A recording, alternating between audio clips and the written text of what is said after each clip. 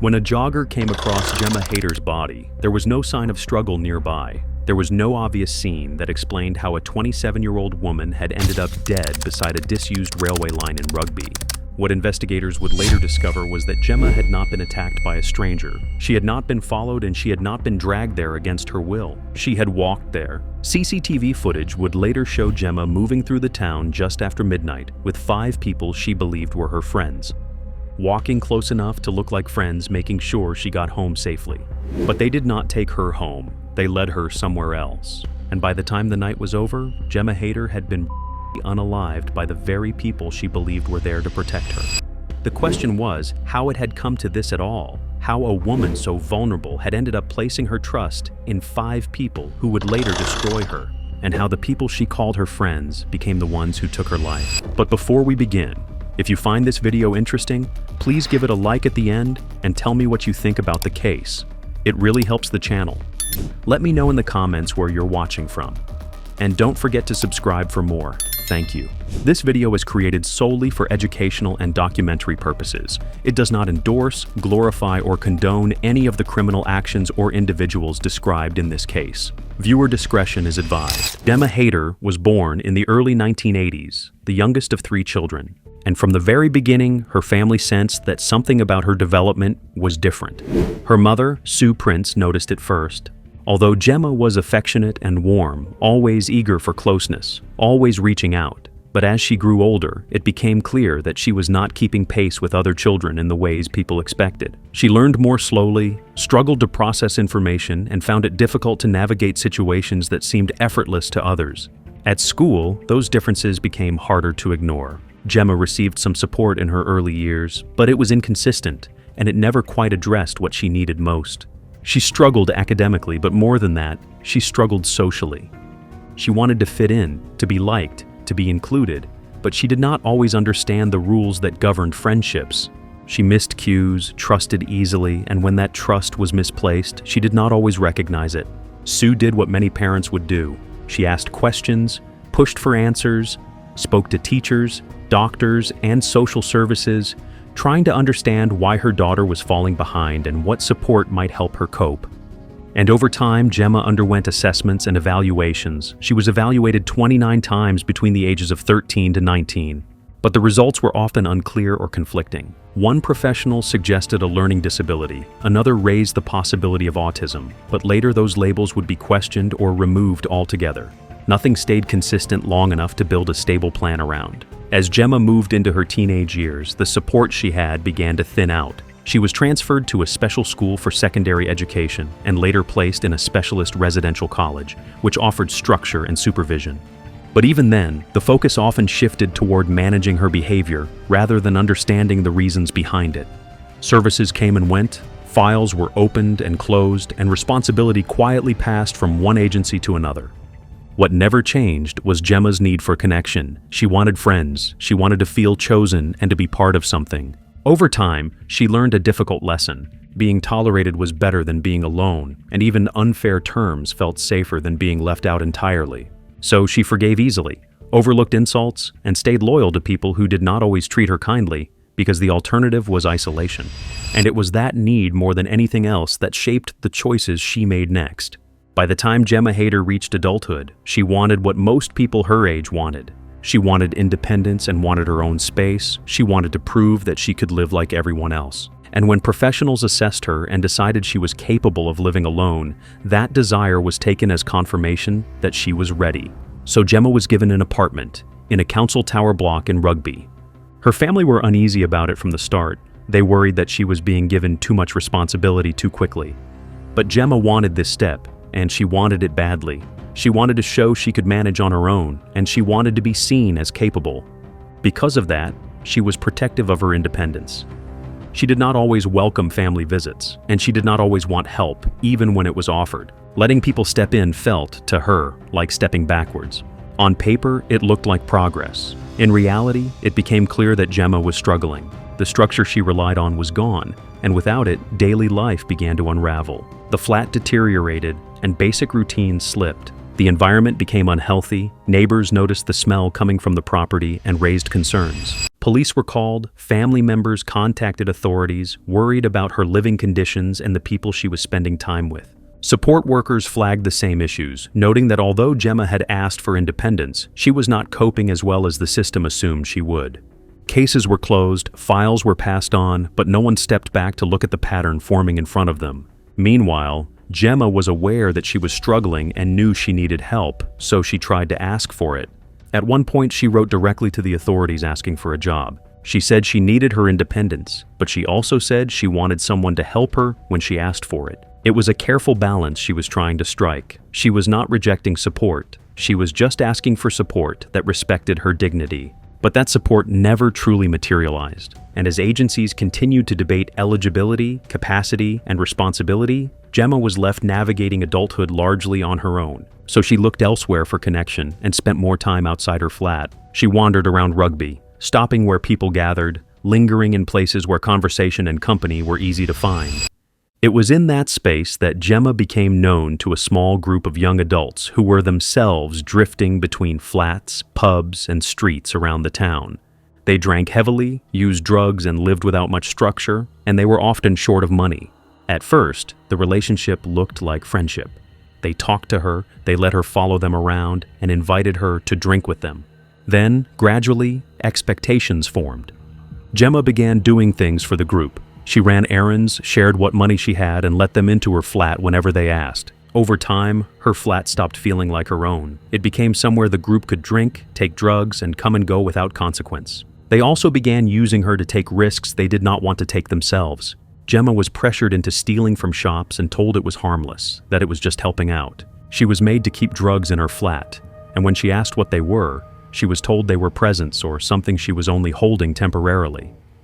Gemma repeated those explanations when questions were asked. She did not see herself as being exploited. Within this group, Chantel Franklin Booth became central to Gemma's life. Gemma called her her best friend and held on to that label even when it hurt. Chantel mocked her, laughed at her, and humiliated her, sometimes openly. Chantel lived with her partner, Daniel Newstead. He was volatile, already known to probation services, and he exerted control without needing to say much. When Daniel was around, Gemma became quieter, and she learned to agree, to avoid confrontation, and to do what was asked of her, because staying on his good side meant staying included. Other members moved in and out of the same circle. Joe Boyer, younger than the rest, followed along and took cues from those around him. Jessica Linus, already known to police, shifted between conflict and reliance on Gemma. Duncan Edwards, recently back in Rugby, slipped easily into the same routine of drinking, drifting, and taking advantage of what was available. They continued to live what seemed to them as a normal life, until one night, a small moment disrupted the balance. A joke, a comment that landed the wrong way, and everything changed. The evening of Saturday, the 7th of August 2010, began like many other nights for the group. They met up in Rugby Town Center, moving between pubs, drinking heavily, and drawing attention wherever they went. Gemma was with them, staying close, trying to match their energy, and eager not to be left behind. The night did not feel dangerous at first. It felt familiar. As they moved from one venue to another, they ended up at a club, and while speaking to a bouncer, Gemma made a joke about Chantel's age. It was offhand and not meant to cause offense, but it landed badly. The group was refused entry, and then they were ejected altogether, and what might have been a forgettable moment immediately became something else. The frustration of being turned away was settled on Gemma. The laughter was replaced by irritation and blame. Words were exchanged, voices rose, and they shoved and pushed her as they walked down the road. The following day, she then went to Chantel's apartment to collect her belongings, and once in the flat, the situation escalated. They started to bully her again. Gemma was and during that, her nose was broken. The injury was serious, yet it did not bring the violence to an end. She was pushed into the bathroom and locked inside. She tried to reach out for help, but her phone was taken from her, and when she asked for it back, she was ignored. The battery was removed and flushed down the toilet, a deliberate act that ensured she could not contact anyone. When she was eventually let out, the abuse continued. At one point, urine was poured into a can and forced on her to drink. Hours passed inside that flat. Gemma was visibly injured, distressed, and exhausted, but no one called for medical help or tried to stop what was happening. Eventually, after everything she had been through, Gemma said she wanted to go home. Just after midnight, Gemma Hayter walked back out into the streets of Rugby with the same 5 people she had been with all evening. The town had quieted by then, shops were closed, traffic had thinned, and the noise of the night had faded. But what had happened inside the flat followed her outside. She walked behind them as they moved through the town, staying close. Her face was visibly injured, her movements slower than before, but she remained calm. She did not try to break away or argue. She believed she was finally being taken home. CCTV cameras recorded the walk in fragments. The group passed through pools of light and shadow, moving steadily forward. At one point, she spoke again that she wanted to go home, but they did not turn toward her flat. They did not slow down. They just kept going. They led Gemma Hayter away from the street and down toward a disused railway embankment on the edge of town. It was dark and quiet there, separated from passing traffic and hidden from view. She went with them, moving carefully over the uneven ground, and once they reached the embankment, the violence resumed. A plastic bag was placed over Gemma's head. She struggled instinctively, trying to pull away, trying to breathe. The bag was removed, but the reprieve did not last. It was placed back over her head again, cutting off her air and leaving her disoriented. She was terrified by then, but there was nowhere to go and no one to turn to. She was once, but the injury did not end what followed. She was beaten again, struck while she was already weakened and struggling. The assault continued in silence, away from witnesses, away from any chance of interruption. Afterward, her clothes were removed. Her body was left where it had been dragged, alone on the embankment. There was no attempt to help her, no call for assistance, and no moment where anyone stopped what was happening. When they walked away, Gemma Hayter was left behind. She was found hours later, drowned in her own from her broken nose.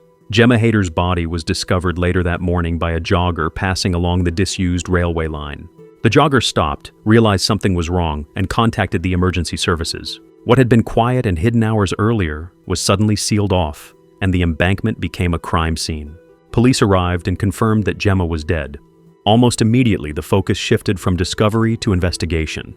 The nature of her injuries made it clear that this was not an accident and not a sudden act of violence by a stranger. A murder inquiry was launched, and detectives began working backwards through the final hours of her life. CCTV footage became central to the case. Cameras across Rugby had recorded Gemma moving through the town just after midnight, surrounded by 5 people. Those recordings provided a timeline, and they identified who had last been with her while she was still alive. Forensic examinations confirmed what the footage suggested. Gemma had suffered extensive injuries. Some were inflicted earlier, others later, and together they painted a picture of prolonged violence rather than a single event. The injuries did not match the place where her body was found, which told investigators that what killed her had begun somewhere else. And what came next was not speculation or theory. It was evidence laid out in court. The case went to trial at Warwick Crown Court, where the events of that night were laid out carefully and in full. Jurors were shown CCTV footage of Gemma's final walk through Rugby. They heard medical evidence describing the injuries she had suffered and listened as witnesses described what had happened inside the flat and what followed afterward. The verdicts were clear. The case was then moved to sentencing at the Old Bailey, where the court addressed not only what had been done to Gemma Hayter, but how it had been done and by whom. Lady Justice Rafferty delivered the sentencing remarks. Her words were measured, but they carried the weight of everything the court had heard.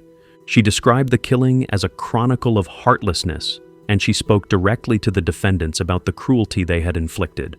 Referring to what Gemma had endured, she said, "I struggle to see how much lower you could have sunk."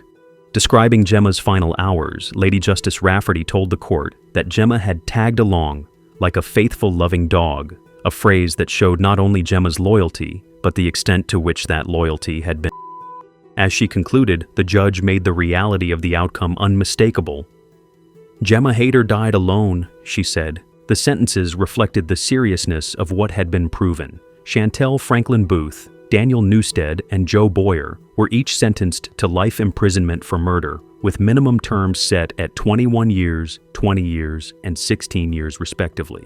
Jessica Linus and Duncan Edwards were convicted of manslaughter and received sentences of 13 and 15 years. With those words, the courtroom closed the chapter of the case. Responsibility had been assigned and punishment had been handed down. After the sentences were handed down, Gemma Hayter's family spoke publicly about the woman they had lost. They described Gemma as loving, trusting, and vulnerable, and they spoke about how her kindness had been taken advantage of by the very people she believed cared about her. They talked about the pain of the trial, the strain of hearing the details laid out in court, and the reality of knowing that nothing said or done there could bring Gemma back.